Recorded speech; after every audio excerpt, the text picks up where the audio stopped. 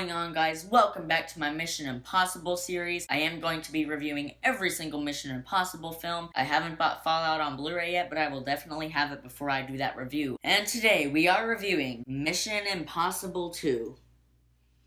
Why do you exist? So Mission Impossible 2 is directed by John Woo, and it stars Tom Cruise as Ethan Hunt once again, and it tells the story of a virus disease type thing. Ethan is sent to Sydney, Australia to destroy this virus and any remaining signs of it. Unfortunately for him though, there is another agency that is also looking for the virus, that also has the cure for the virus, and their motivation is to get the virus, infect the world with it, and then since they have the cure the world with it in hopes that that will get them a lot of money. Oh, this movie. So let's get into this review. Here we go. Alright, jumping right into my positives, because yes, I have 3 positives for this movie. Positive number 1, the stunts and the action. The stunts and the action in this movie are incredible. There's no denying that. Tom Cruise sells it every single time, doing all of his own stunts. It's just amazing. The opening rock climbing sequence, I mean, come on, man. You're gonna kill yourself at some point. Am I the only one who's wondering why there's birds here?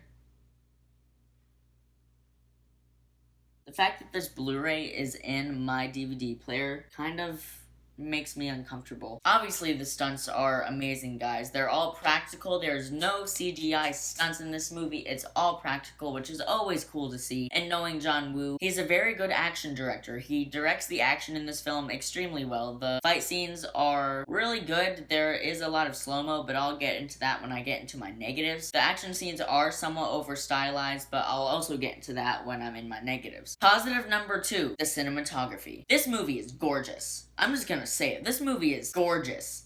It is so good looking. This movie looks incredible. The cinematography is so good in this movie. I don't know who the cinematographer was, but whatever your name is, pat yourself on the back, man. You did an amazing job. And I think John Woo had that in mind. I think he was more focused on making this movie look amazing than feeling amazing, you know what I mean? Alright, my third and final positive, the tension. There is actually some really good tension built up in this movie that I was really surprised about. There's a home invasion sequence where Tom Cruise and the girl, I'm just gonna call her the girl because I don't remember her name, but Tom Cruise and the girl are sneaking outside this house that has the enemies in it, and they have to try to get inside as quietly as possible without getting caught. There are a lot of close calls. I actually really enjoyed that scene. There are some tension-filled scenes in this movie, guys. I'm not going to lie to you. It's just that the movie as a whole doesn't resonate well with me. Alright, that's it for my positives. Let's get into the negatives. Negative number 1, and you will definitely be surprised to hear this, but the theme.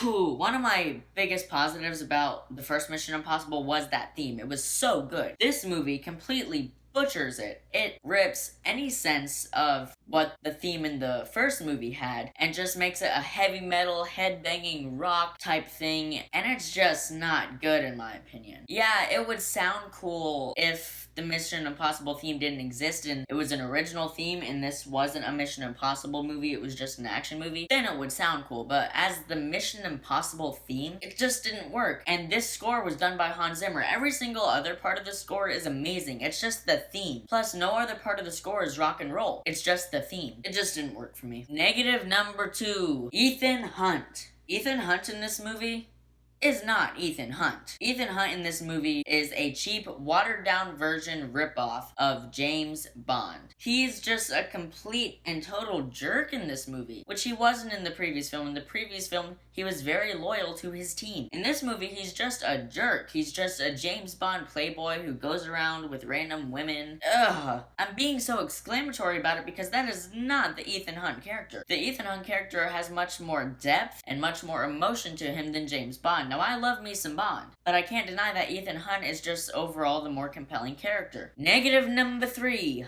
The slow-mo. The slow-mo in this movie is way overused. There is a huge overuse of slow-mo. It's just, there's just way too much slow-mo, which isn't necessary. It gets boring, it makes it feel slow, obviously. Like, I know that's what slow-mo is supposed to do, but it's like a boring type of slow. It's like the guy will be, like, punching someone, and instead of this, like instead of fast-paced things, it's like,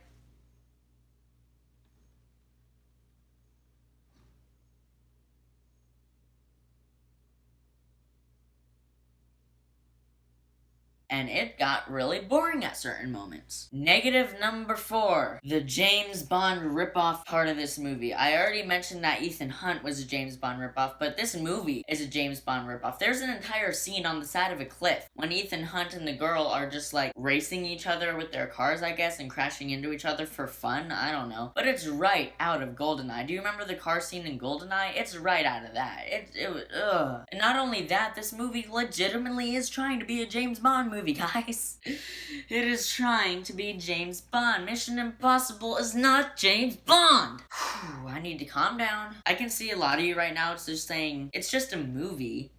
Come on, Zay, it's just a movie. Yeah, just a movie to you, but me, as someone who has a passion for film and the art of filmmaking, and someone who has an enormous ambition to grow up to be a film director, this is much more angering to me than it would be to the normal audience member. Negative number 5, the cheesiness. This is one of the cheesiest action movies I've ever seen. It is not the cheesiest, but it's definitely on my top 10. And I feel like that score has a lot to do with that. That theme sounds really cheesy. And this movie isn't directed cheesily, there's just cheesily? Is that a word? I don't know. It's just that the romance that blossoms between Ethan Hunt and the girl, it's just cheesy and cringy, and it didn't work at all. It was very corny. They made a lot of, like, innuendo-type jokes, and none of them landed. I didn't laugh once in this movie, and it just seemed entirely pointless to have that plot in there. Speaking of pointless plots, negative number 6, the pointless plot points. There are so many pointless plot points in this movie, and just plot points that don't make sense. One of the pointless ones is, there is a love triangle between Ethan Hunt, the girl, and a person from her past that just forms, and it's supposed to be this really dramatic and emotionally hitting deep down thing, but it's just not. It's so cheesy, and it's just so bad. No one wants a love triangle in a Mission Impossible film. That's not the legacy of Mission Impossible. That's not even the legacy of James Bond. That is the legacy of those recent Disney made-for-TV musical things. Why did the screenplay writer decide to throw in a love triangle? I can get how it can create dramatic tension, but it's just not what the Mission Impossible movies should focus on. And this movie focuses on it way too much. Whew. Alright, my final negative. We have made it, my friends. Negative number 7. This movie is slow. The pacing in the first act and most of the first part of the second act, we don't even get a fight scene until like 40 minutes in. I mean, that's ridiculous for a Mission Impossible film, and even more ridiculous for a John Woo movie. Not a single fight scene until the 40-minute mark. And not only that, the scenes just drag. The entire first act just drags. The entire thing. There's not a scene in there that entertained me. It was fun to look at because it's a gorgeously shot movie, but it's so slow and it drags, and the pacing is awful, and it's that's really all I have to say about it, guys. The end of the third act also drags quite a bit. I don't know what else to say. This is a spoiler-free review, so I can't give you really good examples right now. Just go watch the movie. I don't recommend it, but if you really want to know, just go watch the movie, okay? I'm not forcing you not to watch it. I just don't recommend it. Alright, that is my review for Mission Impossible 2, and after rewatching it today and after reviewing it, I feel extremely comfortable and extremely okay with giving this movie a 5.6 out of 10. See, when I was coming up for the rating for this movie, I was like, I'll just do a solid 5 out of 10, but that seemed too low, and I was like, okay, I'll do a 6 out of 10, but that seemed too high, and then I was like 5.5. That still seems too low, so then I was like 5.6. That sounds okay. So it gets a 5.6, my friends. If you haven't seen my review for Nightcrawler, you can just click on the flag right up there and go watch that. Also, if you didn't see my review for the original Mission Impossible, that will also be a link at the end of this video. Thanks so much for watching, guys. It really does mean a lot. I'll see you in the next video, and until then, keep writing, keep shooting, and keep editing.